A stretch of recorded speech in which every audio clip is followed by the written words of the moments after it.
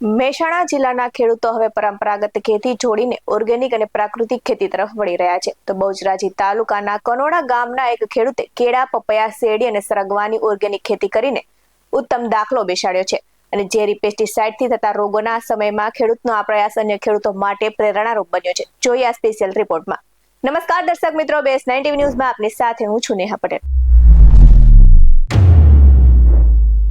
આજના સમયમાં રાજ્ય અને દેશમાં ગંભીર શારીરિક બીમારીઓ ઝડપથી વધી રહી છે અને તેનું મુખ્ય કારણ છે ઝેરી પેસ્ટિસાઇડ યુક્ત ખોરાક. તો ખેતરમાં વપરાતા રસાયણો આપણી થાળીમાં પહોંચીને કેન્સર સહિત અનેક ગંભીર રોગોનું આમંત્રણ આપી રહ્યા છે. તો આ પરિસ્થિતિ સામે બહુચરાજી તાલુકાના કનોડા ગામના ખેડૂત રામભાઈ પટેલે અનોખી પહેલ કરી છે અને તેમને પોતાની 2 વીઘાથી વધુ કરતા જમીનમાં ગૌમૂત્ર, છાણ અને અન્ય કુદરતી પદાર્થોથી બનેલું જીવામૃત ઓર્ગેનિક ખાતર તૈયાર કરી કેળા, પપૈયા, શેરડી અને સરગવાની ખેતીની શરૂઆત કરી છે. તો આજકાલ બજારમાં મળતા કેળા જેવા ફળોને હાનિકારક કેમિકલમાં ડુબોડીને પકાવવામાં આવે છે, જે સ્વાસ્થ્ય માટે અત્યંત નુકસાનકારક છે. ત્યારે રામભાઈ પટેલે સંપૂર્ણ પ્રાકૃતિક પદ્ધતિ અપનાવીને પોતાના પરિવાર તેમજ સમાજના સ્વાસ્થ્યની ચિંતા વ્યક્ત કરી છે.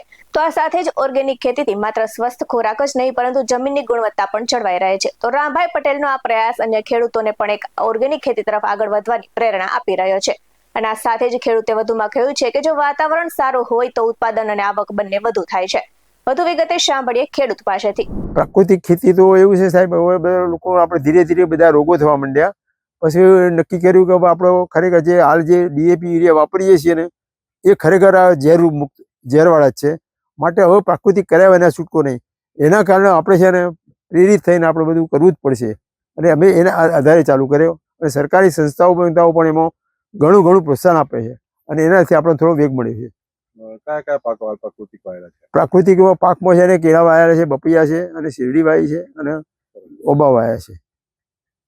શું કહેશો અન્ય ખેડૂતોને પ્રાકૃતિક ખેતી માટે પ્રેરિત કરવા માટે? અન્ય ખેડૂતોને અમે કહીએ છીએ કે તમે છે ને જુઓ, આ બધા ઘેર જુઓ કેટલા બધા બીમાર છે. અને જો બીમારીમાંથી મુક્ત થવું હોય તો વધારે નહીં તો તમારા ઘર પૂરતું તો કંઈક કરો. કીધું કંઈક કરશો તો તમે પોતાનું ઘરે તમારા પૂરતું આરોગ્ય મારું શું જળવાશે અને બીજા રોગવાળું ખાવું નહીં પડે. બિલકુલ.